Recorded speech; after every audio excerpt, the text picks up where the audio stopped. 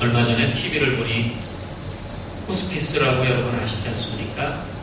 이제 그 어떤 치료가 이제 의미가 없는 죽음을 눈앞에 둔 사람들이 마지막 죽음을 준비하는 그 자리가 호스피스 병동이죠. 거기에 보니 꼭 나이 많으신 분들만 계신 게 아니에요. 시끄럽게 젊은 사람들도 원치 않게 암이라든지 여러 가지 질병으로 하루하루 고통 가운데 이제 임박한 종말을 기다리고 있습니다. 그들에게 묻습니다. 마지막 바람이 무엇입니까?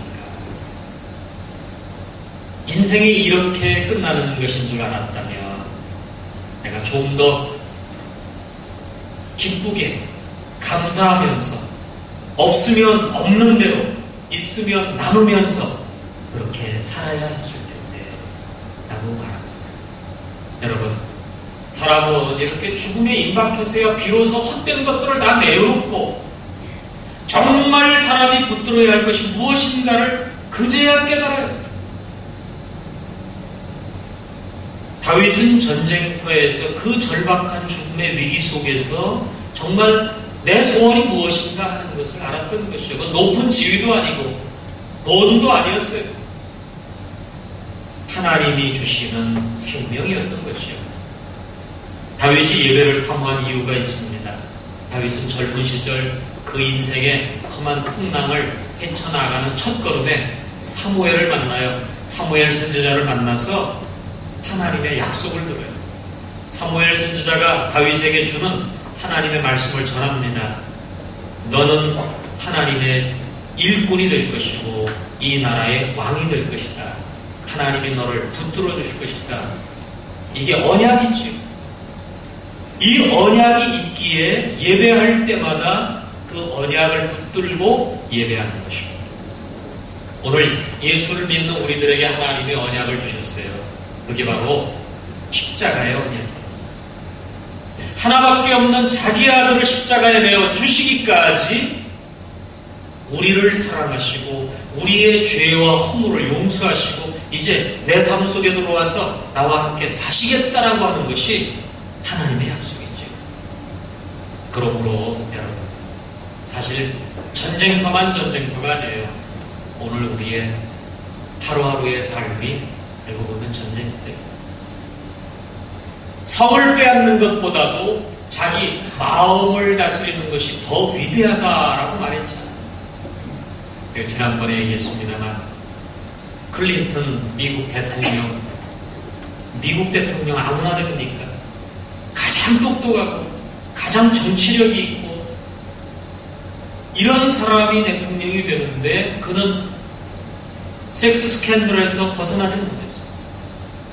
그 무시무시한 권력을 가지고 세계를 휘두르면서도 정작 자기의 마음을 다스리지 못했어요. 이게 바로 인간의 한계예요. 우리의 마음은 오직 하나님만이 주장하실 수 있어요. 하나님의 위로, 하나님의 말씀, 하나님의 은총으로만 가능하죠. 십자가 구원의 은총을 붙들고 사는 사람, 그 사람이 진정으로 승리하는 사람이지요. 얼마 전에 한경직 목사님의 육성, 유언이 공개됐어요. 한경직 목사님 돌아가신 지 벌써 정확하게 10년이 지났는데요.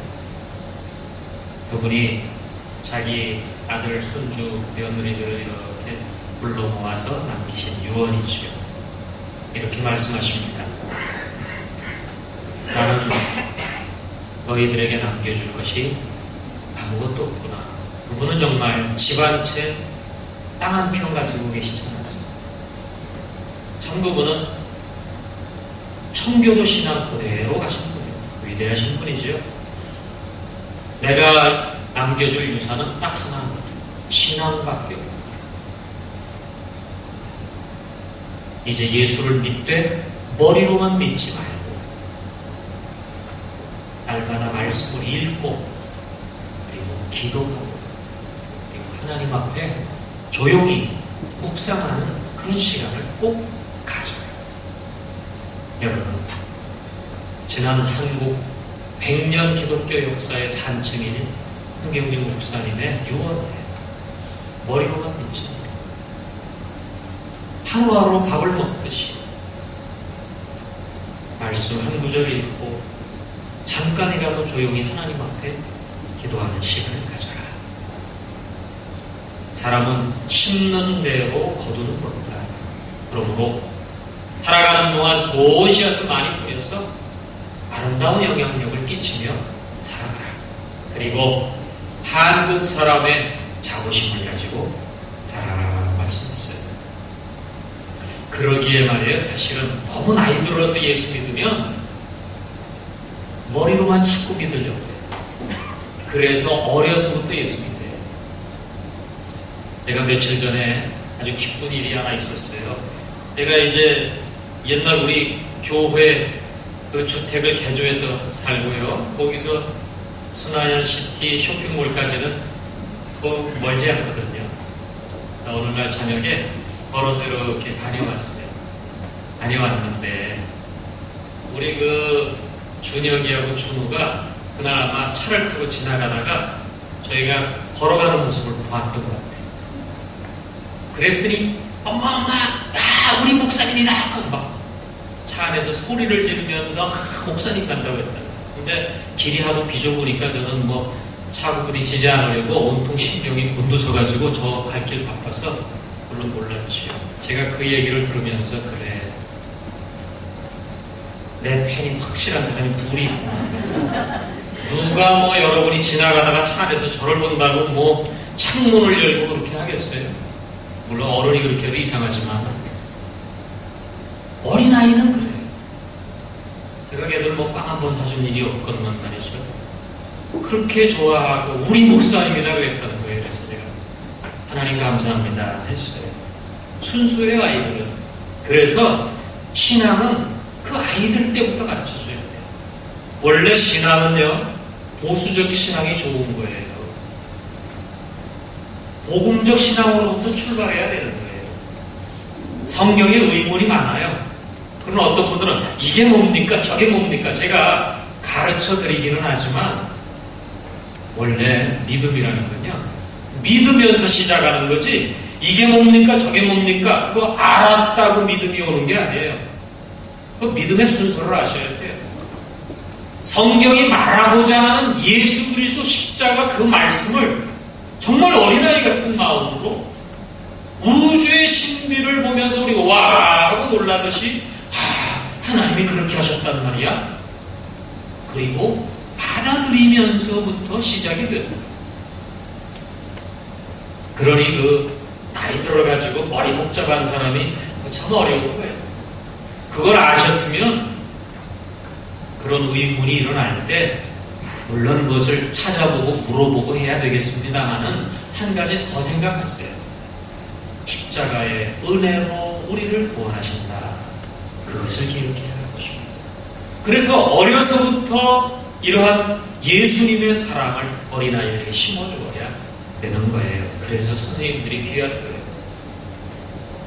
그래, 교회에서 교사로 일하는 분들은 특별한 분들이에요. 잘나서가 아니에요. 부름받았다는 것. 그리고 내 눈빛과 내 손길과 내가 말하는 그 말 한마디에 어린아이들의 인생이 결정된다는 거예요. 저는요, 제 중1학기 시절에 선생님들 다 기억해요. 1학년 때 선생님도 기억하고 6학년 때 선생님도 기억하고 아주 열정적으로 말씀을 전하려고 막 하던 그 선생님을 제가 기억해요. 제 마음에도 그랬어요. 선생님 뭐 저렇게 뜨겁게 가르치실까. 그런 감동을 지금도 기억해요. 그래서 교사 일을 하는 것은 축복이에요. 왜? 가르치면서 배우는 거예요. 특권이에요. 알고 보면 먼저 예수 믿는 사람은 다 교사예요. 왜? 결국 우리의 모습을 통해서 많은 사람들이 예수를 믿게 되기 때문에. 그렇다면 오늘 우리가 붙들어야 할 것은 전쟁터에서 죽음의 위기 속에서 다윗이 하나님 앞에 기도했던 것, 하나님의 아름다움을 날마다 바라보고 그 은혜를 덧입고 살아가게 해 주십시오. 이것이 우리의 소원이요 기도 제목이 되어야 하는 것입니다. 기도하겠습니다.